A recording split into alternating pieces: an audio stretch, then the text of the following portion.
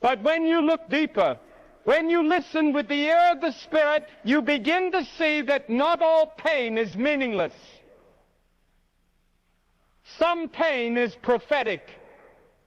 Some suffering carries within it the seed of revelation.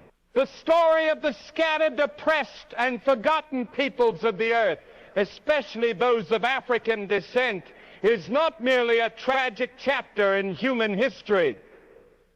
It is a living prophecy unfolding before our very eyes. Every chain, every exile, every tear was written long before it happened, not to destroy a people, but to awaken them. Because sometimes God allows the chosen to fall so that they might one day rise and remember who they are. When you trace the story of the Israelites through the Bible, you find a pattern. Chosen people, blessed by God, forget who they are, turn away from their covenant, and fall into captivity. Egypt was not just a physical place. It was a symbol of bondage, of being ruled by others, of forgetting divine purpose.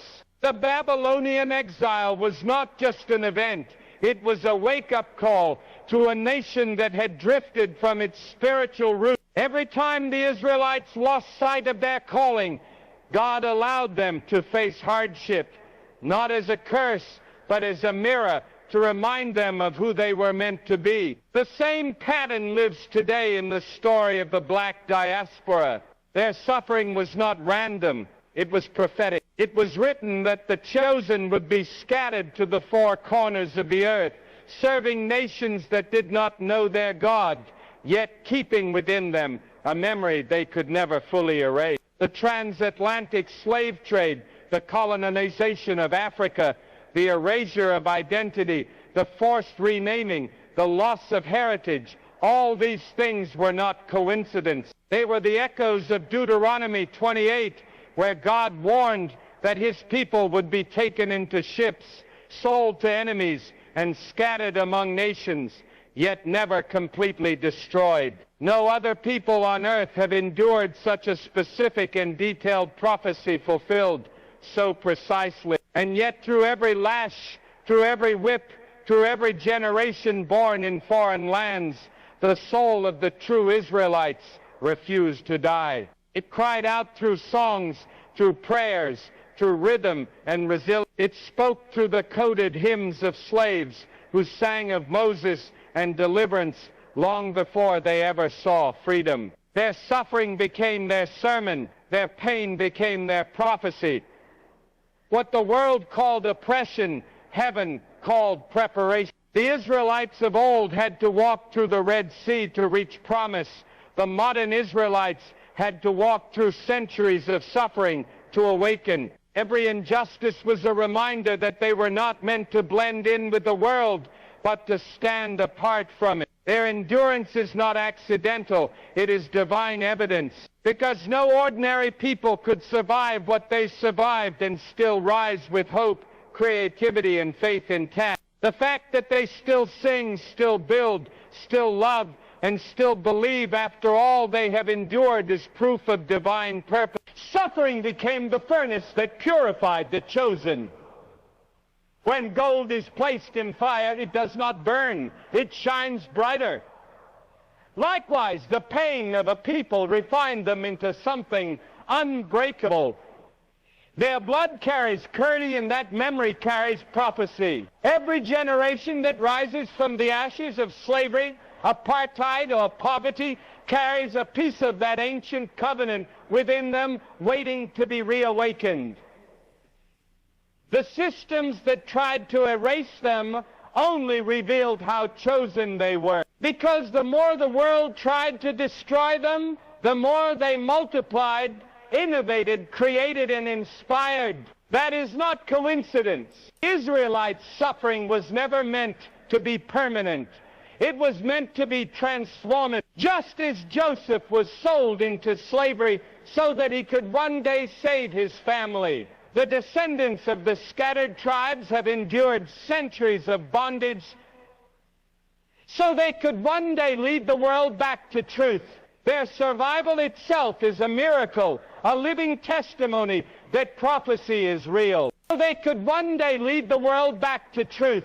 Their survival itself is a miracle, a living testimony that prophecy is real. The same God who allowed their ancestors to be taken away also planted within them the strength to return, not necessarily to a physical land, but to a spiritual identity. They are rising now, not through rebellion, but through revelation. Every act of oppression throughout history was a tool that sharpened their spirit, revealing purpose in pain, revealing identity in confusion. The time we are living in is not an era of new wars, but of new awakening. People across the world are beginning to rediscover who they are. They are peeling away the layers of false history, corrupted religion, and distorted imagery.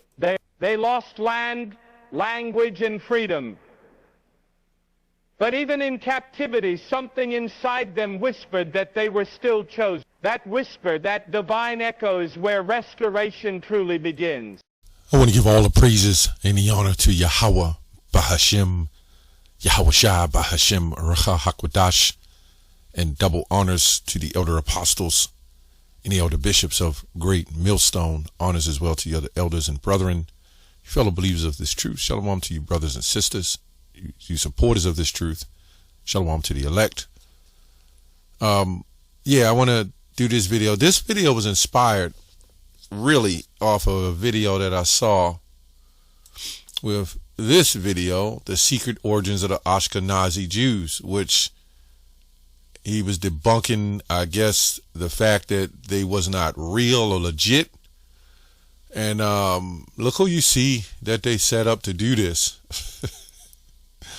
So another portion of the video that I linked it to, as I saw this video, I can't remember the preacher name. He looks like Billy Graham or something. I don't know. But then that also awakened me to, well, yesterday, you know, we had camp, and Apostle Ramlab and Elder Kanak, the brothers really into healing with their herbs, and, you know, showing brothers how to do certain things with tinctures, and then he's on levels where, you know, he understands diet, you know, he understands herbal remedies, and he's like really locked into that. So we got to talking. He's helped me with some things, other brothers with things. So this is all part of the awakening, you know, and that's what, yeah, that's what I wanted to go into, you know. Yeah, this is all part of the awakening. We coming back. They're poisoning us with foods, you know. We've been, and you know, obviously this is meant to destroy the Hebrew Israelites.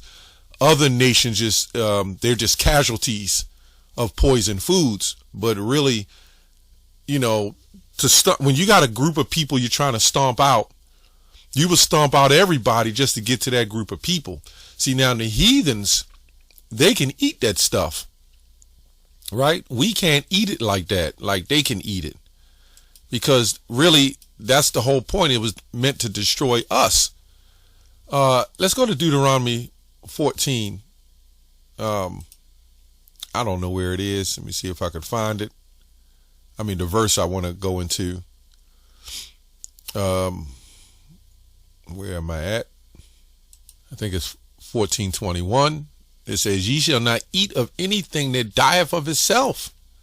Thou shalt give it unto the stranger that is in thy gates, that he may eat it, or thou mayest sell it unto an alien. For thou art an holy people unto the Lord thy God. Thou shalt not seethe a kid in his mother's milk." So when these people stole the identity, not that some of them aren't Israelites, because we all scattered, you know, small portion maybe, but when these people stole our identity, they looked at this, right? And they decided to make sure they claimed to fulfill the prophecy, or let me say fulfill the law, so to speak. But then what they did was added sin to sin. They added sin to sin. So what they did is said, well, the Levitical laws don't apply to these people. And this was the Lord using them to totally destroy us. And this is why when you look at so-called black people in a whole, Hispanics, natives, but mainly so-called black people, we're the sickest.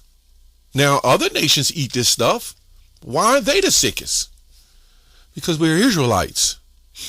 Our body is more linked with the earth than anyone else. Now, they are off of, out of the other nations, the Israelites. Let me say Esau, right, out of Abraham, Isaac. But we were chosen to be the special race, the special people. Let's show that. We're the only ones not allowed to be racist. We're the only ones, but they can even prove it in their racism. Right? This is 1 Peter 2:9. Let me get that. It says, I'm going to get the other translation, Berean Literal Standard Bible, but ye are chosen race. So when they put this in the Bible and they made sure it was clear, they were only thinking about one people. They wasn't thinking about us. But the Lord is the one that put it in there for the awakening of the Israelites, right? It says you are a chosen race, a royal priesthood, a holy nation, means set apart, right? So when you see holy and chosen, that's all pretty much together. This is how Old English was written. Chosen means set apart, holy means set apart. A people to his own possession is set apart. You see what I'm saying? So this is called a hendiadys, where, this is why in Isaiah 14 you'll see wake up the Israelites and make them a light to the Gentiles. That is all talking about the same thing. I like to keep bringing that up, right? So let's go to Exodus 1, right? It says 1:8. Now there arose a new king over Egypt, which knew not Joseph. And he said unto his people, behold, the people of the children of Israel are more mightier than we. Come, this is after Joseph died. I believe this King Ramses, the second. Come on, let us deal wisely with them, lest they multiply, and it come to pass, when there fall out any war, they join also unto our enemies and fight against us, right? And this is why you'll see, right, when you see these marches, you'll see in the Black Lives Matters, you'll have Edomites joining with them, or let me say other nations, and some of them are Jake anyway, but they all join together because they hate the government. You know what I'm saying? And that's what they're afraid of. And this is why they got to keep the racial tensions going. They keep us separated. And really, that's to keep separate the children of Israel and the children of Judah. Because you got the Israelite foreigners who will look like other nations. So their job is to keep us separate. But Hosea 1:10 says the children of Israel and the children of Judah shall be gathered together and be appoint themselves one. Right? Therefore, they'd set them taskmasters over to afflict them with burdens. And they built Pharaoh treasure cities, Pithom and Ramses. So they really put this on the men. And now they decided, well, let's put it on the woman.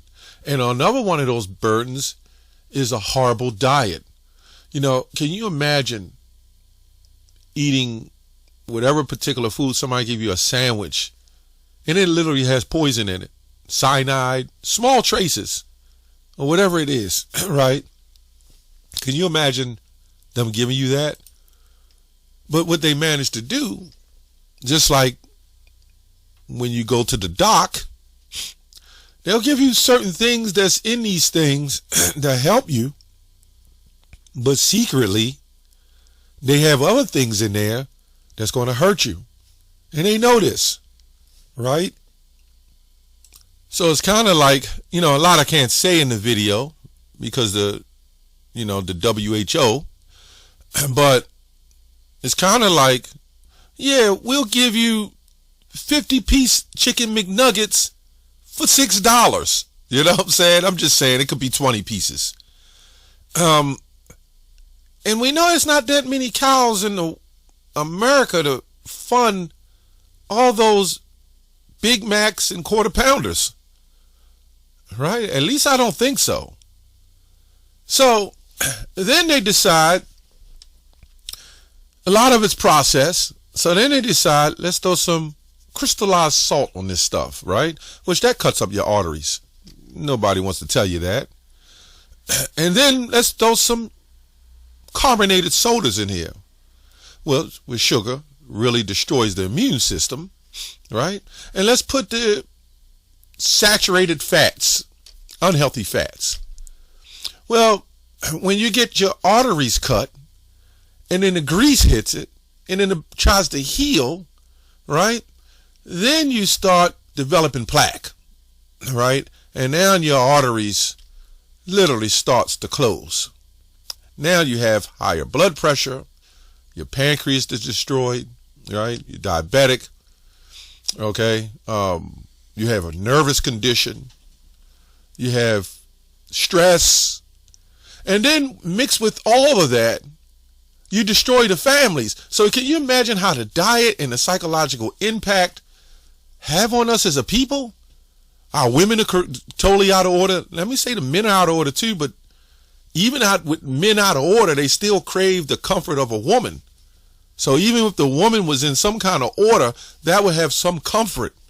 But even we don't have that. So we're attacked at family, we're attacked at diet, at health. You don't have a chance. And this is why we're saying wake up and come back to the Heavenly Father. See, they understood. The elites, a lot of people under them, they don't know. They really believe they're the real people of God. But guess what? When that thing come out, the mark, yeah, y'all taking it too. The only people who really believe what they know is them elites that have the wealth, the bloodline. And they know they're not us, but they set up a group over us to say it's y'all, right? And then through all the lies, we decide to say, well, Jesus wasn't a so-called white man. Now all the Christians say it doesn't matter. And it's crazy. Now nobody cares, right? But all these years, it mattered as long as we believed he was a so-called white man. As long as we believed our power was white and his name was God and Jesus, it was fine. Now you see all these groups coming out trying to attack us, but you're too late. You know, where were you Christians back in the 70s doing this to Hebrew Israelites? Where were you? Where were you trying to wake up the people? You're not even trying to wake up the people anymore. You're just trying to stop the Hebrew Israelites. Your love for God and Jesus, right, is worse. Let me say, your love for stopping Hebrew Israelism is more than your love for God and Jesus. Isaiah 51:17. Awake, awake, stand up, O Jerusalem. We were drunk at the hand of the Lord, the cup of his fury. Thou hast drunken the dregs. It's the same thing. The scum, right? Let me look that up. Drunk the cup of his dregs. Drunken the dregs of the cup of the trembling and wrung them out. Like I said, in a lot of these, one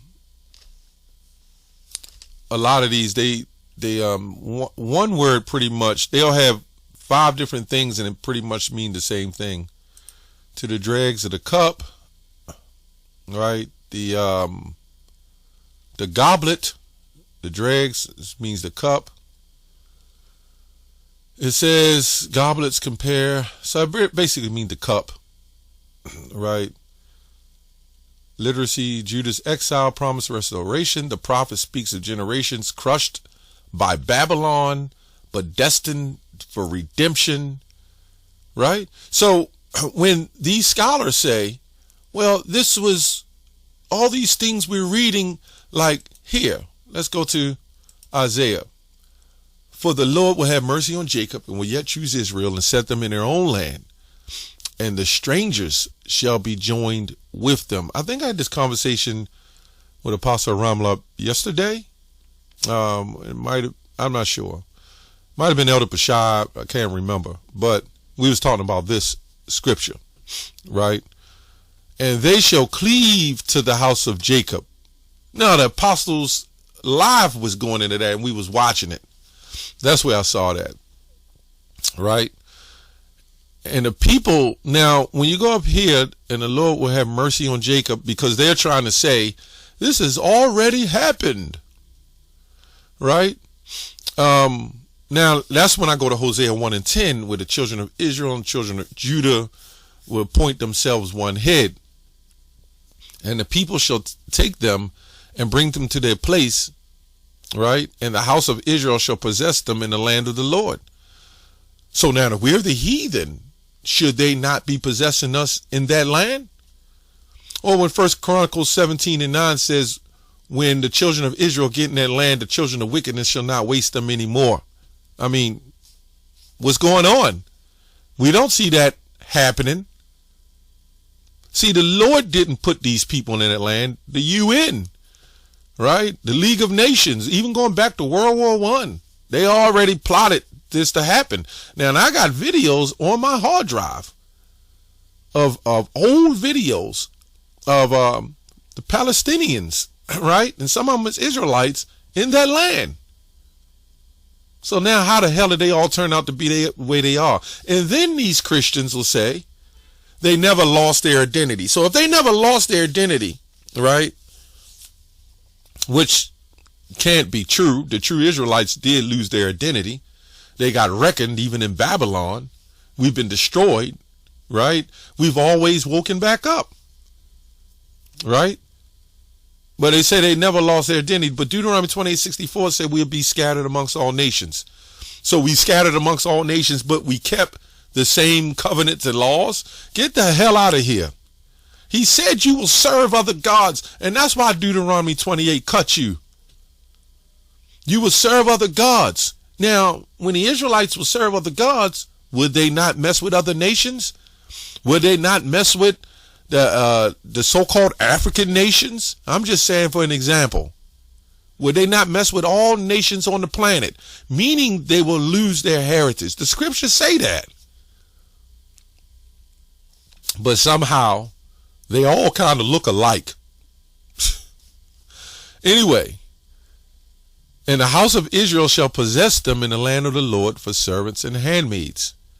And they shall take them captives who captives they were, and they shall rule over their oppressors. And this is going to happen, right? You can't, as they say, you can't keep a good man down, which is the elect. You can't keep them down, man. There's nothing you can do.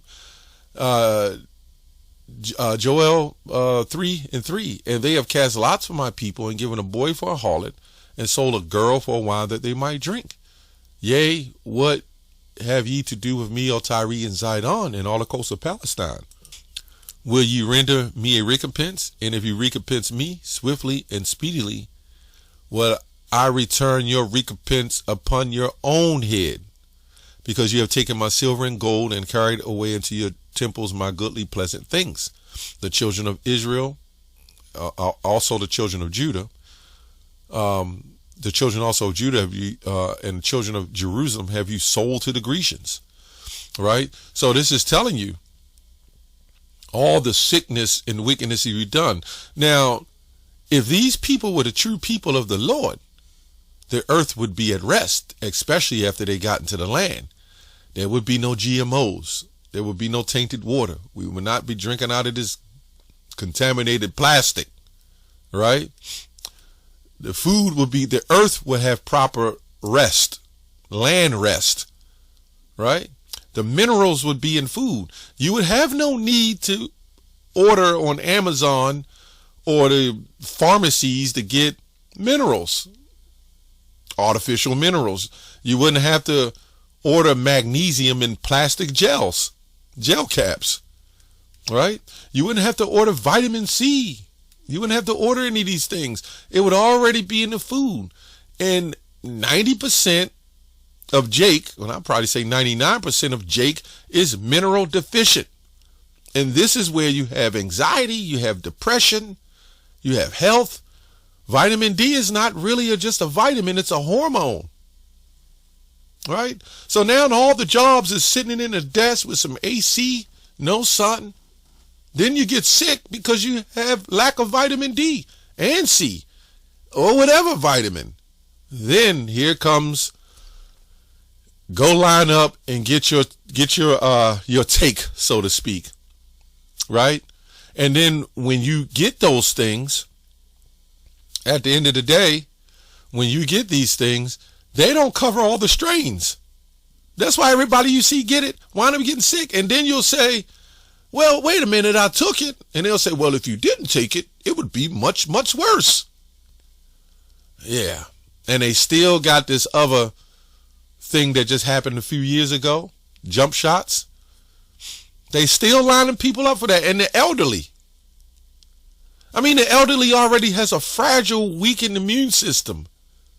You mean to tell me you're going to give them something to so-called protect their immune system when it's all in the minerals and the foods and everything that they're supposed to have?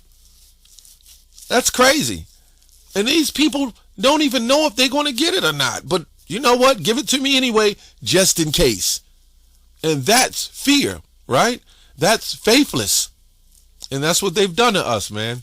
So if they're faithless in that right, you know what I'm saying, you damn sure know they're faithless to the Lord. Because you're supposed to trust in the Lord. It's crazy.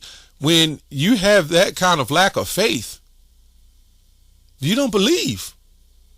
Which means you're totally tied into the system. And this is all a part of the point of the video I'm making when it says awake, awake. It means come out of all of this, man. It ain't the fact that you just wake up and you read the scriptures, you know the truth. You know, that's fine, but you got to live the scriptures and the other parts and factions of the scriptures that may not even be mentioned to some degree. It's all there, but you don't understand it. Don't abhor the Lord's herbs. You know what I'm saying? Anyway, that's all I have on that.